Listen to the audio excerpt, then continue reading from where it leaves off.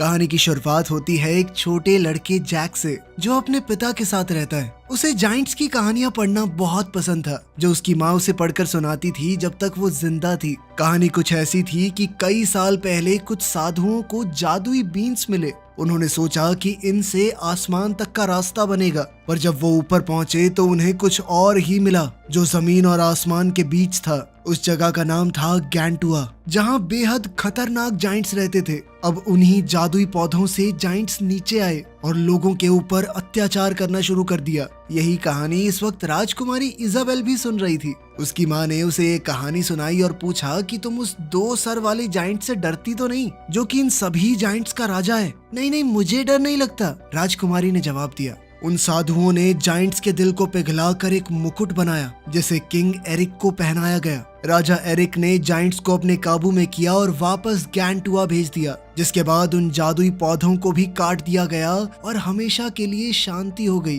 राजा के उस मुकुट को भी राजा के साथ ही दफना दिया गया और ये कहानी एक किस्सा बनकर रह गई। जब जैक के पिता उसे सुलाने लगे तो लड़के ने पूछा कि जाइंट्स कभी वापस तो नहीं आ जाएंगे ना? उसके पिता ने कहा कि अगर ऐसा हुआ भी तो राजा के वंशज उन्हें रोक देंगे। लेकिन आखिर में वो ये कह के चले गए कि जाइंट्स जैसा कुछ नहीं होता। उधर राजकुमारी की माँ ने उसे कहा कि तुम राजा एरिक का ही खून हो। खैर, जब जैक के पिता उसके कमरे से गए तो लड़का फिर से कहानी पढ़ने लगा, जिसमें लिखा था कि एक दिन जाइंट्स वापस आएंगे, धरती पर इंसानों से जंग करेंगे और एरिक के वंशज को मार देंगे। 10 साल बाद जैक के चाचा ने उसे शहर भेजा अपने घोड़े को बेचने के लिए। उन्होंने कहा भी कि रास्ते में ध्यान मत भटकने देना। शहर पहुंचकर अब जवान हो चुका जैक अपना घोड़ा और गाड़ी बेचने लगा, पर तुरंत ही उसका ध्यान शहर के नाटक घर की तरफ चला गया। वहाँ लोग वही किंग एरिक और जाइंट्स वाली कहानी दोबारा से सुना रहे थे। नाटक देखते हुए जैक ने एक खूबसूरत लड़की को देखा। लड़की को भी पता चल गया था कि जैक उसे देख रहा है। अभी नाटक खत्म हुआ भी नहीं था कि 3 आदमी उस लड़की को परेशान करने लगे। लड़की बाहर जा रही थी तो जैक ने उनका पीछा करते हुए उन आदमियों को रोका। उनमें से एक ने जैक के मुंह पर मुक्का दे मारा, पर जैक ने फिर भी प्यार से कहा, देखो लड़की को जाने दो। अचानक राजा के कुछ खास सिपाही पीछे से आ गए, जिसके बाद वो तीनों तुरंत माफी मांगने लगे। इधर जैक को लग रहा था कि उसमें ही कुछ खास बात है। जैसे ही उन्होंने देखा कि राजकुमारी घोड़े पर बैठ गई तो वो लोग तुरंत ही घुटनों पर आ गए। ये देखकर तो जैक हैरान हो गया कि ऐसा भी क्या कर दिया मैंने। लेकिन जब वो पलटा तब उसे समझ आया कि माजरा क्या है। राजकुमारी के जाने के बाद जैसे ही जैक बाहर आया तो उसने देखा कि कोई उसकी गाड़ी चुरा ले गया है। उधर महल में राजा के सलाहकार रॉड्रिक के सामने घबराया हुआ सा मॉन्क आ गया। वो थोड़ा हड़बड़ाया सा लग रहा था तो रॉड्रिक को थोड़ा शक हुआ। उसने तुरंत पुराने राजा एरिक के कमरे में जाकर देखा कि सब कुछ सही तो है, लेकिन वहां उसने देखा कि मैजिक बीन्स चोरी हो चुकी हैं, लेकिन राजा का वो खास मुकुट अभी भी वहीं पर है। उसने तुरंत विक से कहा कि शहर के गेट्स को बंद कर दो, वो पुजारी किसी भी हाल में भाग ना पाए। पुजारी समझ चुका था कि सिपाही उसे ही ढूंढ रहे हैं। तभी उसने जैक को घोड़ा बेचते हुए देखा। उस पुजारी ने जैक के पास जाकर कहा कि देखो मेरे पास पैसे तो नहीं है, लेकिन मैं तुम्हें जादुई बीन्स दे सकता हूँ। जैक थोड़ा हिचकिचाया, लेकिन उस पुजारी ने कहा कि ये बहुत खास है, इनके बदले में मैं तुम्हें बहुत ज्यादा पैसे दिलवाऊंगा बाद में। उस पुजारी ने कहा कि किसी भी हाल में इन्हें खोना मत और भीगने तो बिल्कुल मत देना। जैक सोच ही रहा था कि तभी पुजारी घोड़ा लेकर भाग गया। शहर से निकलने से पहले विक के आदमी उसके पीछे गए और उसे पकड़ लिया। साथ ही जैक का चाचा उसे डांट रहा था, घोड़े के बदले में ये 4 बीन्स लेकर आया तू, इतना ही दिमाग है तेरे में। वहीं राजा भी राजकुमारी को डांट रहा था कि तुम बिना किसी सिपाही को लेके महल से बाहर क्यों गई? जल्द ही तुम इस रियासत की रानी होगी। अगर मैं रानी बनने ही वाली हूँ तो मेरी बात भी मानो ना। क्यों मेरी ऐसे ही शादी करने लगे हो, वो भी दुगनी उम्र के आदमी से? दरअसल राजा राजकुमारी की शादी रॉड्रिक के साथ करना चाहता था, लेकिन राजकुमारी को उससे शादी नहीं करनी थी। इजाबेल ने कहा कि वो कोई कमजोर अबला नारी नहीं है। ये कहकर वो वहाँ से चली गई। उधर जैक के चाचा ने गुस्से में वो बीन्स टेबल से नीचे फेंक दी और फिर तिल मिलाकर वहां से चला गया। इसके बाद हम विक और रॉड्रिक को उस मॉन्क से पूछताछ करते हुए देखते हैं। मॉन्क ने कहा कि बीन्स को वहीं रहने देते जहां दबा के रखे गए थे। इन्हें काले जादू से बनाया गया था, इन बीन्स को कंट्रोल नहीं किया जा सकता। रॉड्रिक ने उसकी बातों को अनसुना करते हुए उसे मार दिया। थोड़ी देर बाद जैक को अपने चाचा की चिंता हो रही थी जो इस वक्त तूफान में बाहर हैं। उसी समय राजकुमारी जो महल से भागी हुई थी रास्ता भूल गई। उसने जैक के घर की रोशनी देखी और उस तरफ चल दी। जब जैक अपने चाचा को ढूंढने जाने के लिए तैयार हो रहा था तभी राजकुमारी ने दरवाजा खटखटाया। जैक ने उसे अंदर बुलाया और दोनों बातें करने लगे। तूफान की वजह से नीचे जमीन पर पानी गिर रहा था जो धीरे धीरे जादुई बीन्स में से एक के पास पहुंच रहा था। जैक ने इजाबेल को जाइंट्स के बारे में वो किताब दिखाई जो वो बचपन में पढ़ा करता था। वो दोनों ऐसा दिखा रहे थे मानो एक दूसरे को पहचाना ही ना हो। जैक ने पूछा, तुम किससे भाग रही हो? जिस पर राजकुमारी ने कहा, तुमसे मतलब।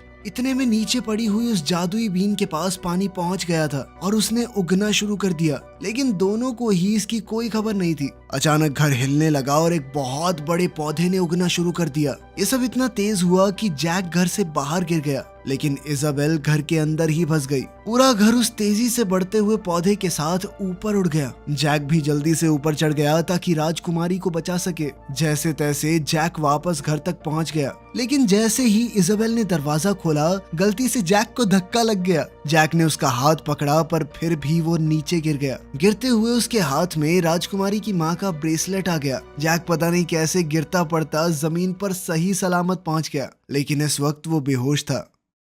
अगली सुबह उस बड़ी बेल को देखते हुए राजा भी वहां पहुंच गया। राजा ने उसे उठाया और पूछा कि तुम्हारे पास मेरी बेटी का ब्रेसलेट क्यों है? उसी बाजार वाले खास सिपाही एलमोंट ने जैक को पहचाना। फिर जैक ने सब कुछ बताया। राजा ने फैसला किया कि जैक, रॉड्रिक और एलमोंट मिलकर इजाबेल को ढूंढेंगे। थोड़ी देर बाद ये लोग उस बड़े पौधे पर चढ़ने लगे। रॉड्रिक तो कुछ अपनी ही चालें चल रहा था। जैक ने एलमोंट से पूछा कि ऊपर क्या होगा, क्या तुम्हें उस जाइंट्स वाली कहानी पर विश्वास है? एलमोंट ने कहा कि हो भी सकता है जाइंट्स हो। एलमोंट ने सीधी बात कही कि तुम ये सब राजकुमारी का दिल जीतने के लिए कर रहे हो ना। अगर उसने रॉड्रिक से शादी नहीं भी की तो तुम जैसे आम आदमी से तो नहीं करेगी। क्रॉन नाम के एक दूसरे सिपाही ने जैक को धक्का मारकर दूसरी तरफ पहुंचाने की कोशिश की, लेकिन जैक की पकड़ छूट गई और वो बीच में ही गिर पड़ा। उन्होंने उसे जैसे तैसे बचाया और फिर ऊपर चढ़ते रहे। ऊपर का रास्ता काफी लंबा था तो उनके कई साथी मारे गए। आखिर में उनके सिर्फ 6 लोग बचे थे। अगली सुबह वो सब जैसे तैसे उस पौधे के टॉप पर पहुंच चुके थे।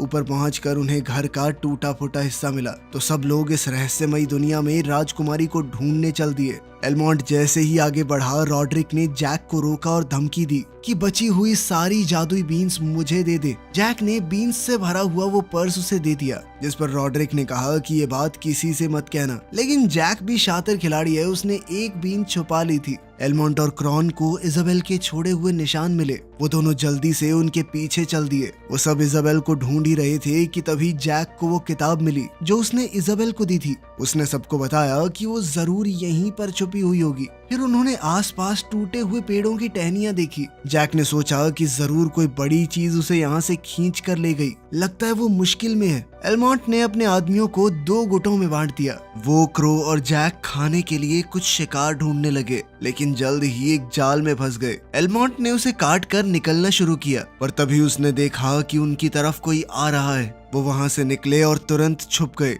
वहां एक जाइंट आया और उसने एक भेड़ को पूरा का पूरा निगल लिया। फिर अचानक ही उसे क्रॉ की महक आ गई। जल्द ही जाइंट ने क्रॉ को ढूंढ लिया। क्रॉ ने भागने की कोशिश भी की, पर जाइंट एक छलांग मारकर उस तक पहुंच गया। जाइंट उसे खाने लगा ही था कि तभी एलमोंट भागकर उसके पास वार करने आया, पर जाइंट ने उसे लात मारकर बेहोश कर दिया। अब जाइंट ने दोनों को पकड़ लिया और अपने साथ ले गया। जैक चुपचाप बिना कोई आवाज किए उनके पीछे चल रहा था। उधर दूसरा ग्रुप एक झरने तक पहुंच गया। उधर रॉड्रिक ने एक सिपाही को धोखे से कहा कि वो देखो राजकुमारी। जैसे ही वो देखने के लिए आगे बढ़ा तो उसने सिपाही को धक्का दे दिया। अचानक एक जाइंट विक को पकड़कर खा गया। एक और जाइंट वहां आ गया, पर रॉड्रिक ने समय रहते उस खास मुकुट को पकड़ लिया, जिससे उसकी जान बच गई।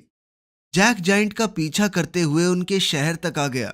तभी हमने देखा कि इजाबेल को एक जाइंट ने कैद करके रखा हुआ था, जो उससे पूछ रहा था कि वो यहाँ तक कैसे आई। लड़की ने कोई जवाब नहीं दिया। जाइंट ने दोबारा पूछा कि कोई और भी आ रहा है क्या? जिस पर इजाबेल ने कहा कि मैं अकेली हूँ। लेकिन 2 सर वाला वो जाइंट जनरल फैलन जानता है कि इजाबेल किंग एरिक की वंशज है। उसने अपने लोगों को दिखाया कि इंसान वापस आ गए हैं। तभी दूसरा जाइंट क्रॉ और एलमोंट को भी वहाँ ले आया। जाइंट्स के नेता ने उनसे सवाल किए। क्रॉ कोई जवाब ना देते हुए उनका मजाक उड़ाने लगा तो एक जाइंट ने एक ही झटके में क्रॉ को खा लिया। जैक ने शोर सुना पर 2 जाइंट्स से बचकर चुपचाप वहां पहुंच गया। जनरल फैलन ने एलमोंट को धमकाया कि वो इजाबेल को खा जाएगा अगर उसने जवाब नहीं दिया तो। एक और जाइंट के साथ वो लड़ने लगा कि आखिर किसको इसे खाने का हक है। तभी रॉड्रिक वहां मुकुट पहन कर आया। सभी जाइंट्स घुटनों पर गिर गए, यहाँ तक कि जनरल भी। एलमोंट खुश हुआ कि रॉड्रिक आ गया, पर रॉड्रिक तो सीधा सिंहासन पर बैठ गया। इजाबेल और एलमोंट दोनों हैरान हुए जब रॉड्रिक ने जाइंट से कहा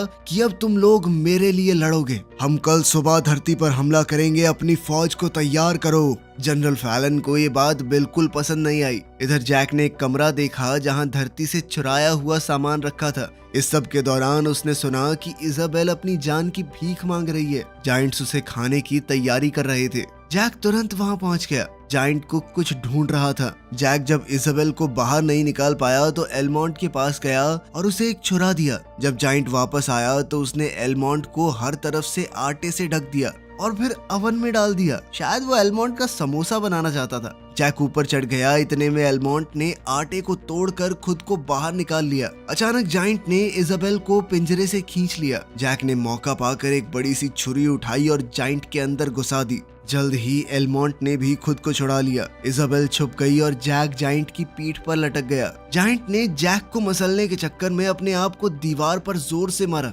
लेकिन वो बेवकूफ खुद ही मर गया। एलमोंट ये देखकर हैरान हो गया कि जैक ने इतने बड़े जाइंट को मार गिराया। तभी जैक ने कहा कि मुझे एक रास्ता पता है, जल्दी चलो मेरे साथ।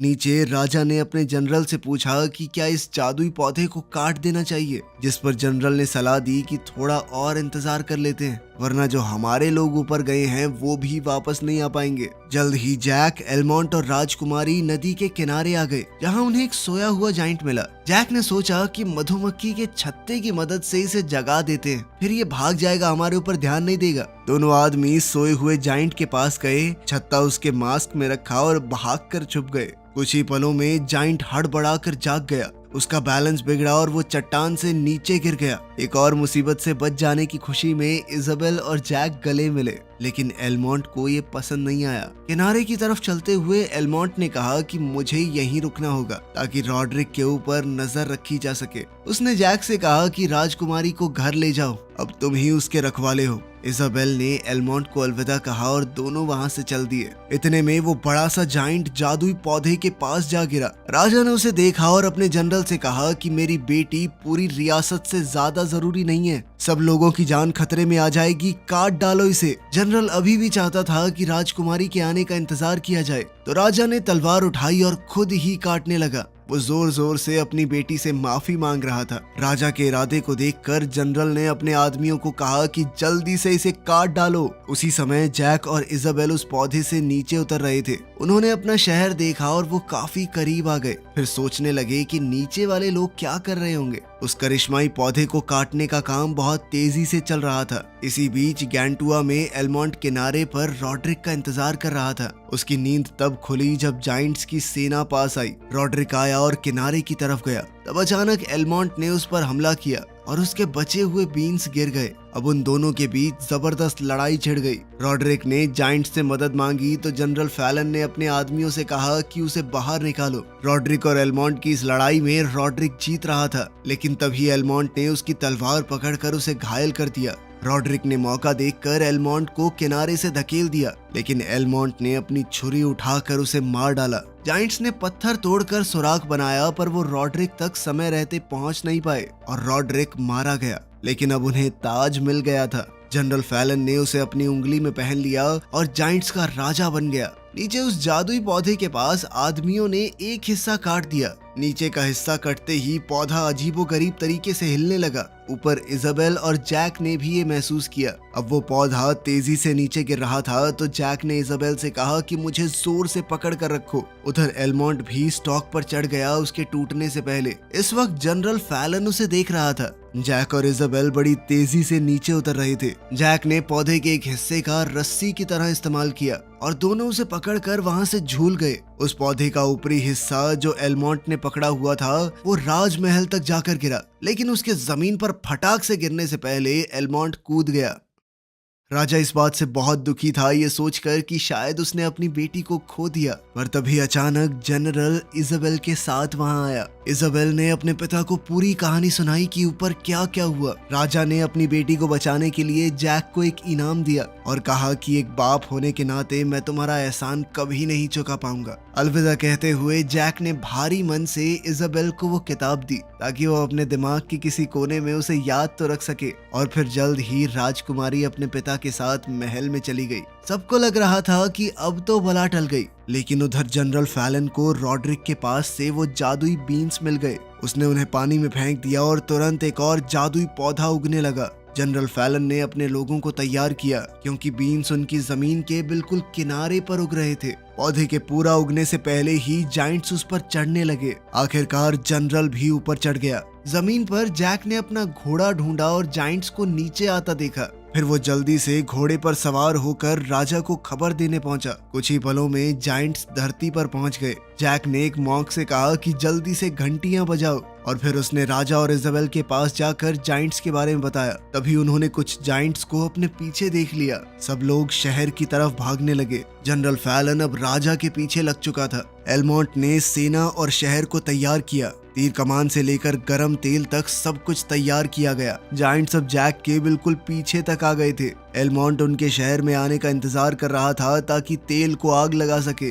राजा के शहर में घुसते ही पुल ऊपर उठ गया। जैक कूद गया पर जनरल फैलन भी उसके पीछे पीछे कूद गया था। एलमोंट ने उसे पुल से धक्का दिया और वो तेल में जा गिरा। बाकी जाइंट शहर में घुसने का इंतजाम करने लगे और फैलन भी पानी के नीचे बचा रहा। उधर एलमोंट ने जैक और इजाबेल को मिलवाया। उसने राजा को बताया कि उस 2 मुंह वाले जाइंट की उंगली में ताज है। जब तक हम वो हासिल नहीं कर लेते इस मुसीबत से बच नहीं सकते। तभी जाइंट्स ने एक बड़ी सी घंटी शहर में फेंक दी और पुल में हुक लगाकर उसे खींच लिया। राजा ने इजाबेल से कहा कि अपने कमरे में जाकर मशाल जला दो ताकि आसपास के दूसरे राजाओं को चेतावनी मिल सके। उसने जैक से कहा कि मेरी बेटी का ध्यान रखना। एलमोंट और उसके बाकी सिपाही पुल को संभालने लगे। इजाबेल ने जैक को एक छोटा रास्ता दिखाया जो जमीन के नीचे मौजूद कब्रों से गुजरता था। जल्द ही वो किंग एरिक की समाधि के पास से गुजरे। वो राजा के कमरे तक पहुंच गए पर तभी उन्हें जमीन के नीचे कुछ सुनाई दिया। जनरल फैलन नीचे से दीवार तोड़कर घुस रहा था। उसे देखकर वो लोग तुरंत भागने लगे।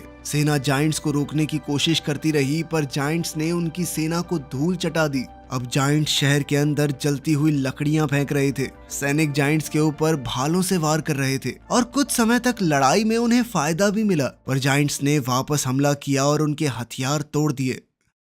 फैलन को जल्द ही राजकुमारी की महक आ गई। इजाबेल और जैक राजा के कमरे में छुपे हुए थे। जनरल फैलन ने जल्द ही उन्हें वहां पर ढूंढ लिया और वो एक तंग सीढ़ी से भागने लगे। फैलन दीवार तोड़कर उनके पास पहुंच गया और इजाबेल को पकड़ लिया। जैक ने इजाबेल को बचाने की कोशिश की जबकि फैलन उसे मारने पर तुला हुआ था। अब वो जाइंट जैक को निगलने ही वाला था पर तभी जैक ने अपना बचा हुआ जादुई बीन निकाला और उसके मुंह में डाल दिया। अब वो जादुई बीन जाइंट के पेट में उगने लगी और उसे फाड़ते हुए बाहर निकल गई। इसी दौरान उस तेजी से बढ़ते पौधे ने महल को भी तोड़ दिया। जब जाइंट के टुकड़े जैक और इजाबेल के पास गिर रहे थे, उसका हाथ जिसमें ताज था जैक के पास आ गिरा। इसी बीच बाकी जाइंट्स ने ब्रिज को नीचे खींच लिया था तो इंसानों ने शहर के अंदर दरवाजे बंद कर दिए। सब लोग तैयार थे कि अब जाइंट्स पूरा दम लगाकर हमला करेंगे। अचानक उन्होंने देखा कि एक जादुई पौधा महल को तोड़ रहा है और अचानक ही जाइंट्स ने अपने हथियार गिरा दिए और इंसानों के सामने घुटने टेक दिए। पीछे से जैक ताज पहन कर आया और इजाबेल ने उसका हाथ पकड़ लिया। कुछ समय बाद जैक अपने बच्चों को कहानी का अंत सुना रहा था,